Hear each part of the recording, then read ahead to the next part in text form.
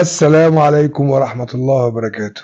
الحمد لله أنا مش مريض ولا تعبان، بس هي تفسير رؤية النهاردة تفسير رؤية الكحة أو السعال في المنام. اللي بيشوف نفسه بيكح أو بيسعل في المنام بيدل على تعرضه للظلم، وبتدل كمان على مشاكل مع المقربين.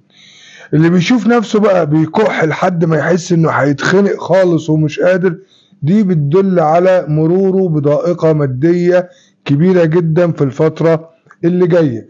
بالنسبة للتاجر اللي بيشوف نفسه بيكح بطريقة جامدة، ده بيدل للأسف الشديد على خسارة أمواله. بالنسبة للشخص اللي بيشوف نفسه كح وبعد كده قعد وراق وقدر انه ياخد نفس